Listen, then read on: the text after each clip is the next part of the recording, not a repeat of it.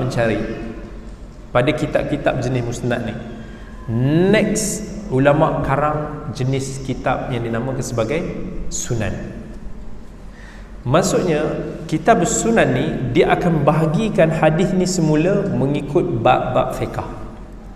Macam Muwatta buat sebelum ni. Ini hadis tentang solat, taharah, ni tentang zakat, ni tentang hudud, ni tentang pemerintahan, ni tentang itu dan ini. Disusun balik.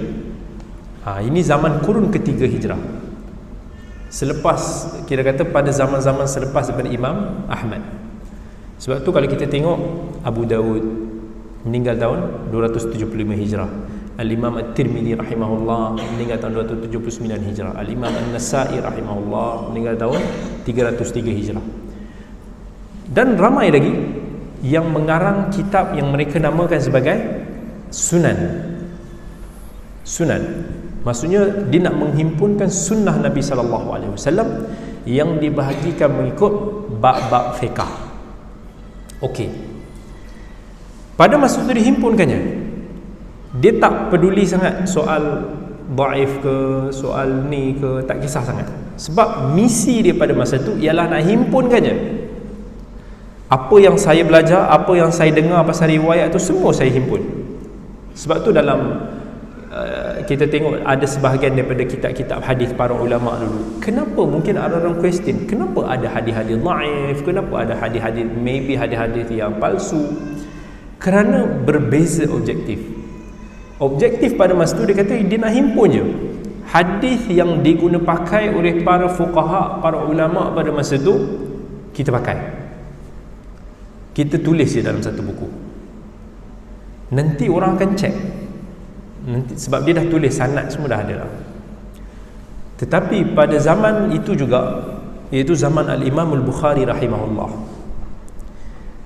bila pelbagai hadis-hadis yang mungkin pelik-pelik, hadis-hadis yang ada masalah makin berlega, makin bertebaran di dalam masyarakat, seorang guru kepada Al-Imam Al-Bukhari rahimahullah nama dia Ishaq bin Rahuyah, iaitu meninggal tahun 238 hijrah. Ishaq bin Rahawayh ataupun Ishaq bin Rahuyah, anak murid dia Al-Imam Al-Bukhari, dan Imam Bukhari antara murid dia yang paling hebat. Dia pun cadang pada Bukhari. Dia kata alangkah baiknya kalau kamu boleh menulis sebuah buku yang khas untuk hadis-hadis sahih sahaja. Maka terdetik pada Al-Imam Al-Bukhari rahimahullah yang mana dia nak menulis tentang hadis yang sahih.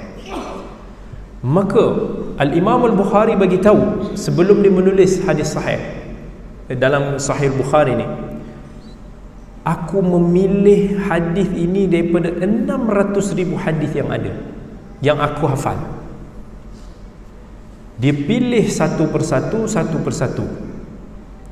selama lebih kurang 16 tahun lamanya. Dan Al-Imam Al-Bukhari rahimahullah dia bagi tahu setiap satu hadis yang dia nak masuk dan pilih dalam kitab Sahih Bukhari dia, lepas dikaji, lepas disemak semua, dia akan solat sunat. Macam solat meminta petunjuk daripada Allah, macam istikharah tu, supaya apa yang dimasukkan ni betul, based on apa ijtihad dia, betul, sahih. Nak kata begitu teliti dan cermat Imam Bukhari. Bahkan dia kata sebelum aku masuk setiap satu hadis, aku akan mandi dan solat 2 rakaat. Maksudnya kerana menghormati hadis Nabi dan kerana dia nak betul-betul fokus. Dia kata betul-betul dia nak minta Allah bagi dia taufik hadis yang dipilih ni betul sahih. Cuba bayangkan dalam Bukhari, kalau kata yang berulang tu ada 7,000 lebih hadis, 7,000 kali dia mandi, 7,000 kali dia solat, at least sebelum dimasukkan setiap satu hadis.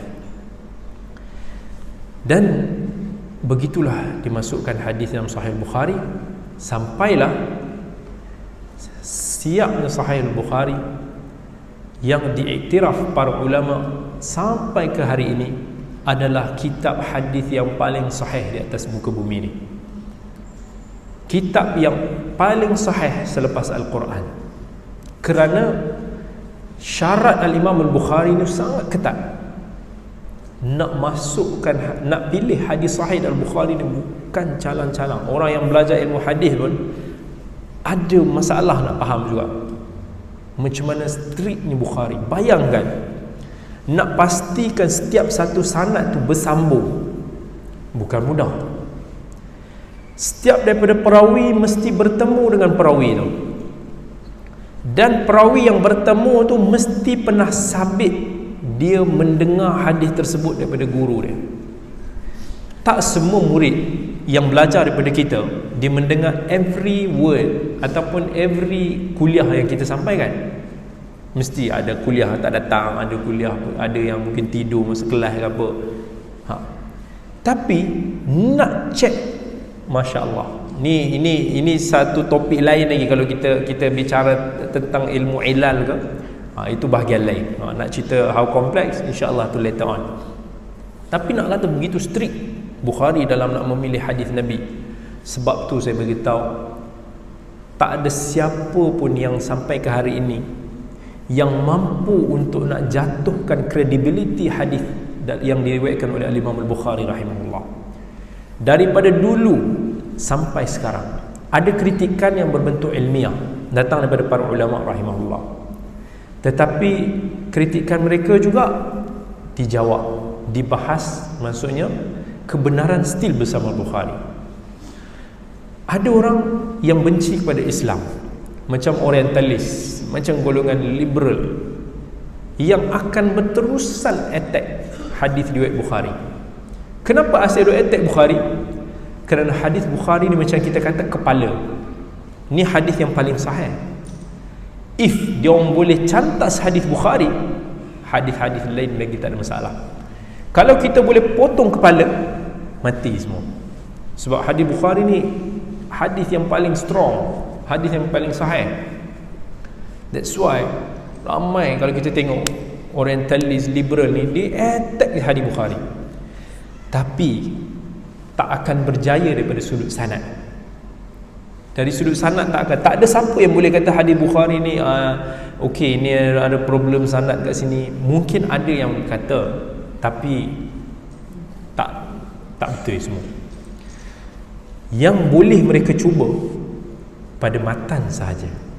Ditengok hadis matan pelik-pelik, dia condemn. Contoh kan, dulu bila dia dengar hadis riwayat Bukhari kata Nabi sebut kalau lalat masuk dalam air tenggelamkan, sebab sebelah sayap ada penawar, sebelah sayap ada racun. Ini neutralize balik. Zaman dulu, zaman tak ada teknologi, tak boleh nak check apa benda hadis ni dikecam hebat. Jijik, takkanlah Nabi SAW sebut macam tu. Sampai bila hari ni, bila saintifik dah membuktikan kebenaran hadis Nabi itu, barulah hadis ni dia orang tak condemn. Condemn hadis lain, dia akan condemn hadis yang mana akal mereka ni tak sampai nak fikir. Katakan dalam sebuah hadis riwayat Bukhari ada cerita tentang kisah macam mana Nabi Musa yang didatangi oleh malaikat maut yang menyamar jadi manusia. Nabi Musa tak tahu itu adalah malaikat, ditampar orang tu. Tiba-tiba orang tu kata datang nak cabut nyawa. Tak lah, dia ingatkan orang jahat. Orang yang tak memahami konteks hadis ni, dia kata mengarut lah, hadis Sahih Bukhari takkanlah macam ni. Dia cuba nak hentam hadis Bukhari dari segi matan, dari segi teks, dari segi sanad tak dapat. Ini specialnya. Ni pun nak cerita pasal hadis Sahih Bukhari, dia akan jadi kelas lain lah. But apa yang nak sampaikan is, Bukhari masa tu dia dah mula menulis, dia khaskan hadis-hadis sahih kerana dia nak disiplin ilmu hadis tu ada kekal. Maksudnya orang pun nak rujuk pada hadis sahih, boleh rujuk pada kitab dia. Cuma adakah semua hadis sahih itu ditulis oleh Bukhari? Tak. Sebab Bukhari dia bagi tahu, aku himpunkan sedikit hadis yang sahih dan aku tinggalkan banyak lagi hadis, wa taraktu minas sihahi akthar. Banyak lagi hadis-hadis sahih yang aku tak masukkan di dalam Sahih Bukhari. Kenapa? Kerana Bukhari kata, tujuan aku menulis kitab ni adalah untuk nak mengumpulkan hadis-hadis yang sahih secara ringkas mengikut bab dia. Jadi tak semua bab yang dimasukkan. Apa yang penting, mungkin beberapa hadis yang sahih dalam certain bab, ini baru dimasuk. Tak semua dimasuk. But kita nak tengok begitulah perkembangan penulisan hadis Nabi SAW. Itu pada kurun ketiga. Kemudian pada kurun keempat, kitab-kitab hadis berevolusi lagi. Keluarlah bentuk-bentuk penulisan seperti yang dipanggil sebagai mustakhrajat, kitab ilal, kitab mustadrakat. Semua pernah dengar mustadrak Hakim kan? Maksud kitab mustadrak ni ialah hadis yang dihimpunkan, dan dia macam ada maksud untuk nak kritik pada kitab-kitab yang lepas. Kitab ilal pun sama, dihimpunkan hadis-hadis yang dilihat ada masalah pada hadis-hadis yang lepas. Keluarnya kitab mustakhrajat sebagai contoh, mustakhraj Ismaili, mustakhraj Abi Awana, yang mana kitab ini dia nak kumpulkan sanad yang lain yang ada. Contoh Bukhari, dia ada sanad. Okey, Bukhari daripada Humaidi, daripada Sufyan, sampailah pada zaman Nabi.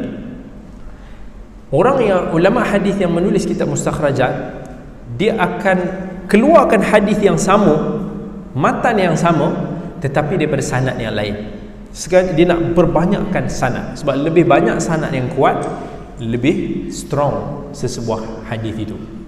Maka pada ketika itu, akhirnya hadis-hadis telah dikumpulkan dalam satu penulisan, dan penulisan tersebut akhirnya sampai kepada zaman kita pada hari ini. Zaman rekodnya hadis itu dah habis. Maksud pada zaman tu ulama dah tulis semua ikut sanad dia, dan sanad ini disebut supaya kita boleh cek, nak tengok perawi ini bermasalah ke, perawi ini tak bermasalah ke, dan berterusanlah ilmu hadis itu dikaji sampai kepada hari ini.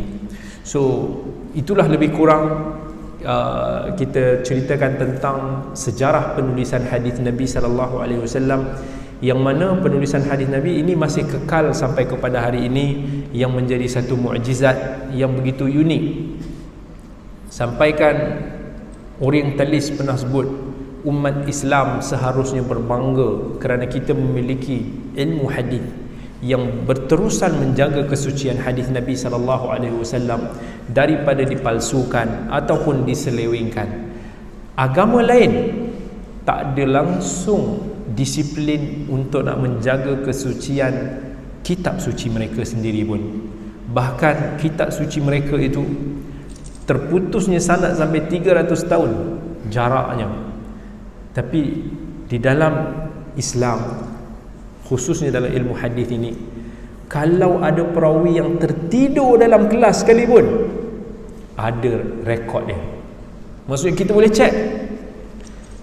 Sebab ada ulama yang akan tulis, dia ni tadi daripada hadis 20 sampai hadis 30 dia tidur.